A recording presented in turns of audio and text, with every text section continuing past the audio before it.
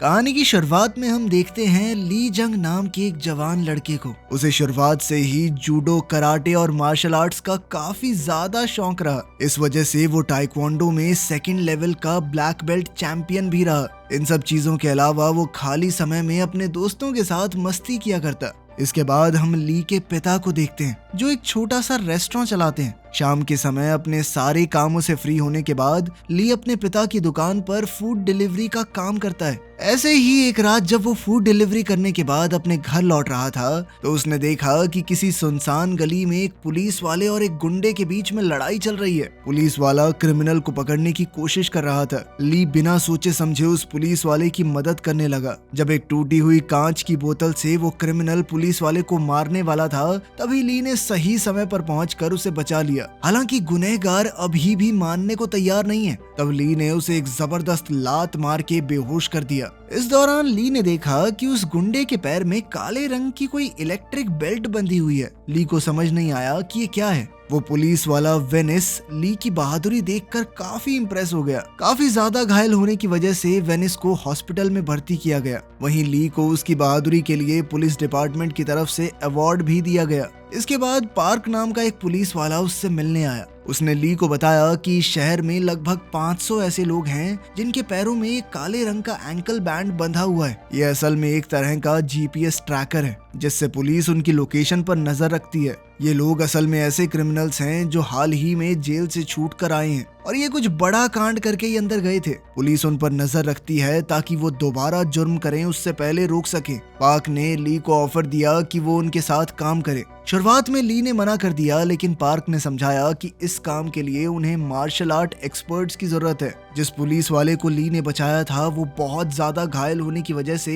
1 महीने तक काम पर नहीं लौट पाएगा। पार्क ने कहा कि जब तक वेनिस नहीं आता तब तक ली उनकी टीम के साथ काम कर सकता है। ली के दोस्तों ने भी कहा कि कर ले भाई, बढ़िया काम है। ली के पिता ने भी इसके लिए उसे इजाजत दे दी।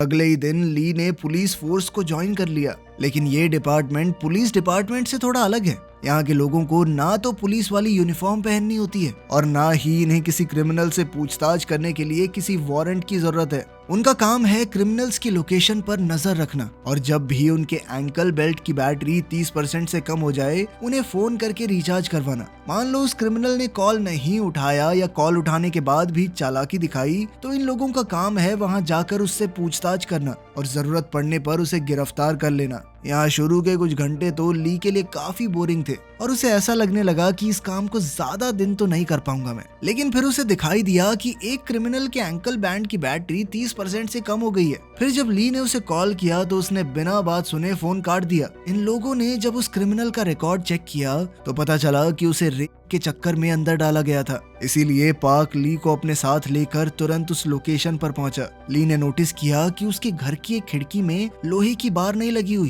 तो उसने पार्क से कहा कि इस आदमी ने खिड़की से कूदकर भागने का पूरा प्लान बना रखा है पहले ही। इसलिए पार्क उसे पकड़ने के लिए मेन दरवाजे से आया, जबकि ली बाहर खड़ा हुआ उसके खिड़की से कूदने का इंतजार ही कर रहा था। वहां पहुंचकर पार्क को पता चला कि ये क्रिमिनल बिल्कुल नहीं सुधरा। वो अभी भी किसी लड़की के साथ जबरदस्ती करने की कोशिश कर रहा था। फिर पार्क से बचने के लिए वो तुरंत ही खिड़की से कूदकर बाहर भागा, लेकिन वहां तो ली उसका पहले से इंतजार कर रहा था। उसने तुरंत ही उसे एक लात मार के अपने कब्जे में ले लिया। यहाँ पार्क भी ली की बहादुरी देखकर काफी खुश हुआ। फिर ये लोग उसे अरेस्ट करके अपने साथ ले गए। इस पूरे प्रोसेस के दौरान ली को महसूस हुआ कि इस काम में मजे के साथ साथ काफी ज्यादा रोमांच भी है और फिर उसने उस लड़की की इज्जत बचाई। उसने सोचा कि इससे अच्छा काम तो हो ही नहीं सकता। इसके 2 दिन बाद ये लोग एक ऐसे क्रिमिनल को पकड़ने गए जिसकी नजर वहां पार्क में खेल रहे छोटे बच्चों पर थी। ली उस घिनौने आदमी को पकड़ने के साथ साथ थोड़ा बहुत पीटना भी चाहता था, लेकिन पार्क ने उसे रोकते हुए कहा कि हम ऐसा नहीं कर सकते,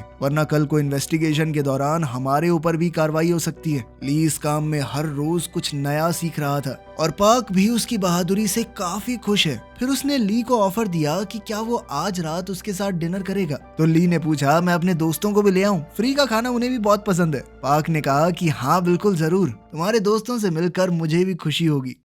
फिर उस रात ली अपने तीनों दोस्तों को लेकर पार्क की बताई हुई जगह पर पहुंच गया। सब लोगों ने एक साथ खाया पिया, काफी एंजॉय किया और अब पार्क भी ली के दोस्तों के साथ काफी अच्छे से घुल मिल गया था। वो उन लोगों के सामने ली की तारीफ करते हुए बता रहा था कि कैसे उसके आने के बाद उन लोगों का काम पहले से आसान हो गया है। इसके बाद जब ये लोग पार्टी खत्म करके अपने अपने घर जाने वाले थे, तभी पार्क के साथ काम करने वाले एक ऑफिसर ने उसे कॉल करके बताया कि एक क्रिमिनल है जो मर्डर के केस में अंदर गया था और 15 सालों की सजा काटने के बाद वो 1 महीने के लिए जेल से बाहर आया है। उस आदमी ने अपना एंकल बैंड काट के फेंक दिया है, जिस वजह से हम उसकी लोकेशन को ट्रैक नहीं कर पा रहे।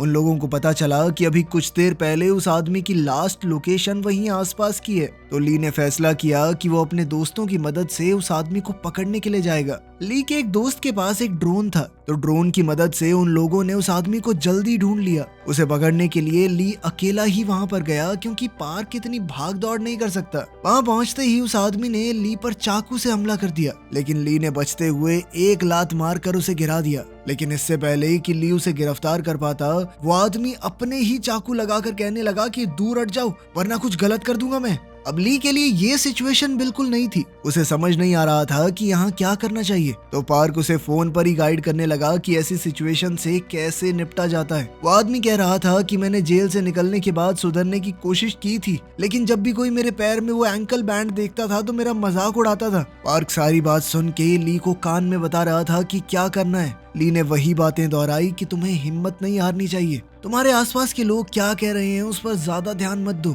और जितना ज्यादा हो सके खुद को हमेशा सही रास्ते पर रखो। फिर कुछ ही महीनों के अंदर तुम्हारा ये एंकल बैंड भी हटा दिया जाएगा और इसके बाद तुम भी दूसरों की तरह एक आम जिंदगी जी सकोगे। ली की बातें सुनकर उस आदमी को थोड़ी हिम्मत मिली और बात मानकर उसने एंकल बैंड दोबारा पहन लिया। आज उसने सीखा कि सिर्फ जोश से ही नहीं बल्कि होश से भी काम लेना जरूरी है। फिर हमें न्यूज चैनल पर खबर दिखाई जाती है कि डोंगू नाम का एक बहुत खतरनाक अपराधी बहुत जल्द जेल से छूटने वाला है। यह आदमी बहुत ही घटिया किस्म का था। उसके ऊपर लगभग 15 ऐसे केस थे जिसमें 12 या उससे कम साल के बच्चों के साथ उसने गलत किया था। पुलिस वाले इस बात को लेकर बहुत सीरियस थे कि कुछ भी हो इस आदमी पर नजर रखनी होगी, क्योंकि उसके बीते हुए कल को देखते हुए इस बात का पूरा शक है कि वो दोबारा भी ऐसा कुछ कर सकता है। कुछ दिन बाद ली बाजार से गुजर रहा था। उसने रेस्टोरेंट में बैठे हुए एक ऐसे आदमी को देखा जिसके पैरों में वो एंकल ब्रेसलेट लगा हुआ था। वो आदमी जिस तरह से वेट्रेस को छूने की कोशिश कर रहा था, उसे देखते ही ली समझ गया कि इसके इरादे गंदे हैं। इसलिए उसने तुरंत अपने ऑफिस पहुंचकर उस आदमी की हिस्ट्री चेक की और यहाँ उसे पता चला कि यह आदमी बलात्कार के केस में अंदर गया था। चार्जिंग ना होने की वजह से उसका एंकल बैंड भी बंद हो गया था। तो ये सारी बातें यही इशारा कर रही थी कि वो जरूर कोई कांड करने वाला है। फिर ली और पार्क उसी एरिया में पहुंचकर उसे कुछ ऐसी दुकानों में ढूंढने की कोशिश करने लगे जिन दुकानों पर सिर्फ लड़कियां काम करती हैं। वहीं दूसरी तरफ ये क्रिमिनल सबकी नजरों से बचते हुए एक ऐसी नाई की दुकान पर पहुंचा जिसकी ओनर एक औरत थी। इस आदमी ने उसे मार पीट कर काफी हद तक अपने कंट्रोल में ले लिया, लेकिन सही समय पर वहां पहुंचकर ली ने उसे बहुत मारा और इस तरह एक बार फिर से ली ने क्राइम होने से पहले ही रोक दिया। इसके बाद पुलिस वालों के बीच मीटिंग चल रही है कि डोंगू नाम के उस क्रिमिनल पर कौन सी टीम नजर रखेगी। पार्क ने कहा कि हमारी टीम में ली जैसा एक जाबाज आदमी है, तो मैं चाहता हूँ डोंगू की जिम्मेदारी हमारी टीम को मिले। इसके बाद जब ली पार्क से मिला तो उसने बताया कि ये काम मुझे बहुत अच्छा लग रहा है और इसीलिए मैं इस काम को हमेशा के लिए करना चाहता हूँ। पार्क उसकी ये बात सुनकर बहुत खुश हुआ। जल्द ही वो दिन आया जब डोंगू नाम का वो क्रिमिनल जेल से आजाद होने वाला है। तो उससे मिलकर उसके पैरों में वो एंकल बैंड बांधने का पूरा काम करने के लिए ली और पार्क जेल में पहुंचे। उसके पैरों में वो डिवाइस बांधने के बाद पुलिस की एक टीम उसे घर छोड़ने के लिए भी गई। बाहर डोंगू के खिलाफ बहुत खतरनाक प्रदर्शन चल रहा था। लोगों का कहना था कि ऐसे घटिया आदमी को बाहर क्यों निकाल रहे हो, इसे फांसी दे देनी चाहिए। लेकिन फिर भी डोंगू को उसके घर में छोड़कर पुलिस की टीम वहां से चली गई। और अब आने वाले समय में ली और उसकी टीम का सबसे बड़ा चैलेंज होगा डोंगू पर नजर रखना। फिर रात के समय डोंगू का एक पुराना दोस्त छुपते छुपाते उससे मिलने के लिए आया। ये दोनों उस बिल्डिंग की छत पर जाकर बातें करने लगे। इन दोनों की बातें सुनकर साफ पता चल रहा था कि एंकल बैंड के चक्कर में ये दोनों ही पुलिस वालों से बहुत ज्यादा चिढ़े हुए हैं। डोंगू के इस दोस्त का नाम रॉजर है और कुछ साल पहले तक ये दोनों एक ही जेल में बंद हुआ करते थे। फिर उसने डोंगू से पूछा कि उस लेटर में मैंने तुम्हें जो ऑफर दिया था, क्या तुमने उस बारे में सोचा? डोंगू ने कहा कि वो काम मैं करना तो चाहता हूँ, लेकिन इस एंकल बैंड के चक्कर में थोड़ा डर रहा हूँ। लेकिन फिर रॉजर ने कहा कि तुम पुलिस वालों से मत डरो, वो सब हम संभाल लेंगे। इसके 2 दिन बाद ली ने देखा कि डोंगू अपने घर से निकलकर किसी पॉश एरिया की तरफ जा रहा है। जिस बिल्डिंग के अंदर डोंगू घुसा उस बिल्डिंग के अंदर छोटे बच्चों की एक कोचिंग क्लास भी चलती है। इस वजह से ली भी उसका पीछा करते हुए तुरंत उस जगह पर पहुंच गया। डोंगू वहां बेसमेंट में पहुंचकर अपने दोस्त रॉजर और उसके लोगों से मिला और अब पता चला कि वो दोनों किस काम की प्लानिंग कर रहे थे। असल में ये दोनों घिनौने लोग छोटे बच्चों की गलत वीडियोस बनाकर उन्हें डार्क वेब पर डालने का काम करते हैं और इस काम में ये लोग डोंगू को भी अपने साथ मिलाना चाहते हैं। यहाँ पर हर एक वीडियो के लिए डोंगू को काफी मोटी रकम मिलने वाली है और इस तरह का काम करने में उसे वैसे भी मजा ही आता है, शर्म नहीं। तो उसने तुरंत ही उनका ऑफर मान लिया। ली भी उसका पीछा करते हुए यहाँ तक पहुँच चुका था, लेकिन ये लोग जिस गाड़ी के अंदर बैठे हैं उसके शीशे काले हैं, तो बाहर से ली को अंदर का कुछ नहीं दिख रहा, जिस वजह से उसने बस गाड़ी का नंबर नोट किया और वहाँ से चला गया। फिर उसने पार्क को फोन करके बताया कि डोंगू उसे नहीं मिला। तो फिर पार्क ने डोंगू को कॉल करके उससे पूछा कि बताओ इस वक्त तुम कहाँ पर हो। डोंगू ने कहा कि मैं तो कुछ नहीं, यहाँ पे थोड़े नूडल्स खाने के लिए आया था। और इतने में ली उसे ढूंढ पाता उससे पहले ही डोंगू एक थाई रेस्टोरेंट में जाकर बैठ गया। डोंगू ये पहले से जानता था कि उस पर नजर रखी जा रही है, इसलिए इस बार वो पुलिस वालों को चकमा देने में कामयाब रहा। अगले सीन में हम ली और पार्क को उनके ऑफिस में बैठा देखते हैं। ली ने कहा कि डोंगू के घर के आसपास भी कुछ थाई रेस्टोरेंट्स हैं, आखिर में नूडल खाने के लिए वो इतनी दूर क्यों गया। मतलब साफ था कि उस बिल्डिंग के अंदर जाने के पीछे कोई तो वजह रही होगी। इसके बाद वो घायल पुलिस वाला जिसकी शुरुआत में ली ने जान बचाई थी, अब हॉस्पिटल से डिस्चार्ज होकर वापस आ गया। उसने ली को अपनी जान बचाने के लिए शुक्रिया कहा और साथ ही उसे तोहफे के तौर पर ग्लव्स दिए। वेनिस के ठीक होकर लौटने के बाद इनकी टीम अब और ज्यादा मजबूत हो गई। अगले दिन एक 10-11 साल की छोटी बच्ची को खेलते समय किसी ने किडनैप कर लिया और वहीं दूसरी तरफ डोंगू के दोस्त रॉजर ने उसे वो जगह दिखाई जहां पर वो लोग वीडियो शूट करने वाले हैं। उन पर पुलिस वालों ने अपनी नजरें गड़ाई हुई थी। ऐसे ही एक रात जब डोंगू अपने घर से निकलकर कहीं जा रहा था तो ली भी चुपके से उसका पीछा करने लगा। वहीं दूसरी तरफ पुलिस वालों को एक ऐसे क्रिमिनल के बारे में पता चला जिसने कुछ घंटे पहले अपनी लोकेशन बदली है और उसके एंकल बैंड की बैटरी भी 30% से कम है। वेनिस ने उससे पूछताछ करने के लिए कॉल की, लेकिन उस आदमी ने उसकी किसी भी बात का सीधा जवाब नहीं दिया और कुछ आलतू फालतू बातें बोल के फोन भी काट दिया। तो अब उस आदमी का पीछा करते हुए पार्क और वेनिस उसकी लोकेशन पर पहुंचे, लेकिन ये सब इन गैंगस्टर्स का बिछाया हुआ एक जाल था। वो क्रिमिनल अपने साथ बहुत सारे गुंडों को लेकर आया था और फिर इन लोगों के बीच में जबरदस्त लड़ाई छिड़ गई। वहीं दूसरी तरफ हम देखते हैं कि डोंगू ने भी ली को फंसाने के लिए एक जबरदस्त जाल बिछाया था और डोंगू का पीछा करते हुए ली उस जाल में फंस भी गया। रॉजर के बहुत सारे गुंडे वहां ली को खत्म करने के लिए पहले से मौजूद थे, जिसके बाद डोंगू फटाफट वहां से निकल गया। वैसे तो ये गुंडे बहुत ज्यादा थे, लेकिन ली का लड़ने का तजुर्बा भी कुछ कम नहीं था। वो सब मिलकर भी ली का कुछ खास बिगाड़ नहीं पाए। ली ने उन सभी गुंडों की बड़ी जबरदस्त तरीके से धुनाई की। वहीं दूसरी तरफ पार्क और वेनिस बहुत बुरा फंस चुके थे। वो दोनों गुंडों का मुकाबला बहुत बहादुरी से कर रहे थे, लेकिन आखिरकार गुंडे उनके ऊपर भारी पड़ने लगे। फिर भी ज्यादातर गुंडों को उन्होंने ठिकाने लगा दिया, लेकिन इस पूरी लड़ाई में ये दोनों भी बुरी तरह जख्मी हो गए। वहीं दूसरी तरफ सारे गुंडों को बढ़िया पीटने के बाद ली डोंगू का पीछा करते हुए उस जगह पर पहुंच गया जहां ये लोग वीडियो शूट करने वाले थे। फिर जैसे ही वो बेसमेंट एरिया में पहुंचा तो वहां उसे किसी बच्ची के चीखने चिल्लाने की आवाजें आई। ली समझ गया कि डोंगू नाम का वो घिनौना आदमी यहीं पर आया होगा। उसके काफी कोशिश करने के बाद भी दरवाजा नहीं खुला, तो फिर उसने बाहर जाकर खिड़की तोड़ी और अंदर गया। डोंगू के साथ ही उसका दोस्त रॉजर भी वहां मौजूद था। अब ली वहां पहुंचकर दोनों को ही बुरी तरह पीटने लगा, लेकिन पुलिस वाला होने की वजह से ली के ऊपर पाबंदी है, वो उन दोनों को जान से नहीं मार सकता। इस बात का फायदा उठाकर गुंडों ने ली पर चाकू से हमला कर दिया। इन दोनों से लड़ते हुए ली भी बुरी तरह से घायल हो चुका था। इसी बीच सही मौका देखकर रॉजर तो वहां से भाग गया, लेकिन डोंगू अभी भी लड़की की तरफ बढ़ने की कोशिश कर रहा था। ली ने उसे बहुत मारा, लेकिन उसने भी चाकू से हमला करके उसे घायल कर दिया। इसी बीच यहाँ पुलिस के आने का सायरन बजने लगा तो डोंगू भी अपनी जान बचाकर भागा। ली ने अपनी जान दांव पर लगाकर उस बच्ची को तो बचा लिया, लेकिन बहुत ज्यादा घायल होने की वजह से उसे आने वाले कुछ दिन हॉस्पिटल में ही गुजारने पड़े। ली के पिता उसकी ये हालत देखकर बहुत दुखी हुए। उन्हें लगने लगा कि काश मैं अपने बेटे को ये नौकरी करने के लिए हाँ ही ना करता।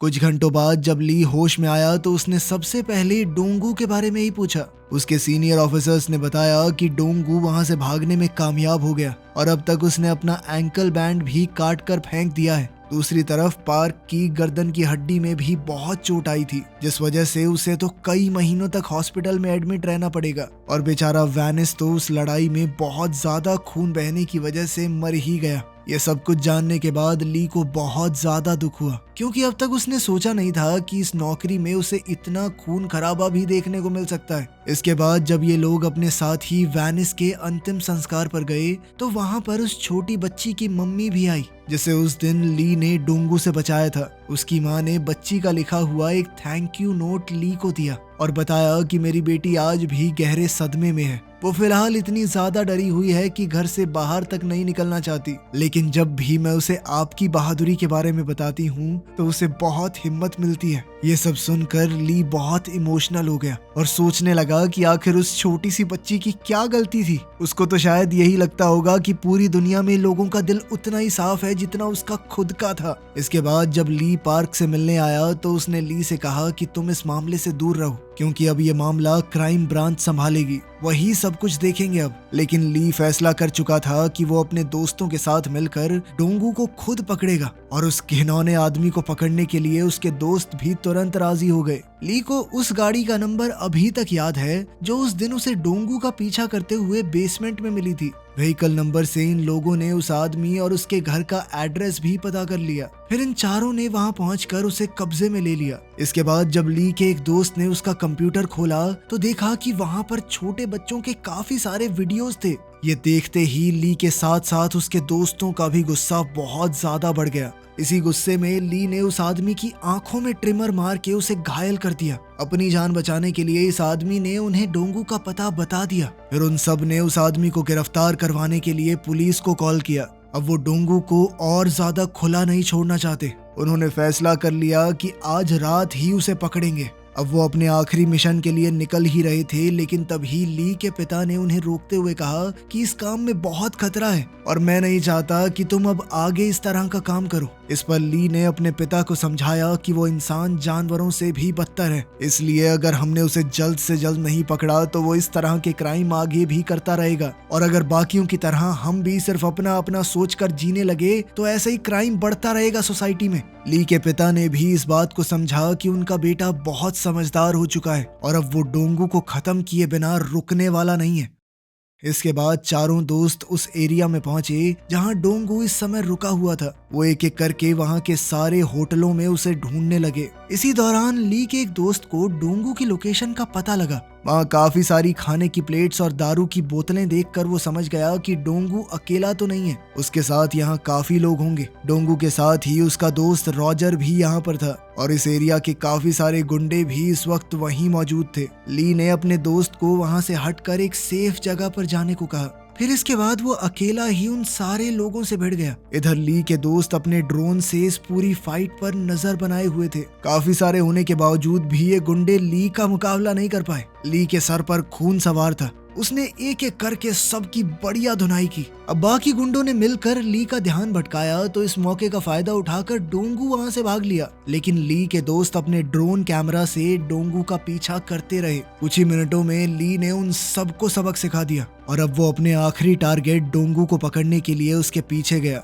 ली इस वक्त अपने दोस्तों के साथ कॉल पर कनेक्टेड था और वो कैमरा में देखकर डोंगू की लोकेशन उसे बिल्कुल सही बता रहे थे। फिर एक जगह पहुंचकर ली ने उसे पकड़ ही लिया और इसके बाद दोनों के बीच में जबरदस्त लड़ाई शुरू हो गई। ली का मुकाबला करते हुए ये साफ हो गया कि डोंगू भी कोई कच्चा खिलाड़ी नहीं है। ली को भी इस लड़ाई में बहुत मार पड़ी। फिर एक समय ऐसा आया जब डोंगू ने ली को लगभग हरा ही दिया था, लेकिन ली के दोस्तों ने ड्रोन की मदद से डोंगू को घायल कर दिया और वहीं ली को उस छोटी बच्ची के बारे में याद करके बहुत ज्यादा गुस्सा आ गया। वो इस बार उठा तो उसने डोंगू को बहुत बुरी तरह मार मार के बेहोश कर दिया। डोंगू के अंदर अब बिल्कुल भी लड़ने या भागने की हिम्मत नहीं थी। फिर ली उसे हथकड़ियां पहनाकर अपने साथ ले गया आखिर में ली को उसकी बहादुरी के लिए सम्मानित किया गया और उसे बधाई देने के लिए वो बच्ची भी घर से निकल कर आई। अब बच्ची काफी हद तक उस सदमे से बाहर आ चुकी है और उसका चेहरा फिर से खुशी से भर गया था। ली समझ गया कि उसे दुनिया में सिर्फ यही काम करना है, कोई और चीज उसे ये खुशी नहीं दे सकती।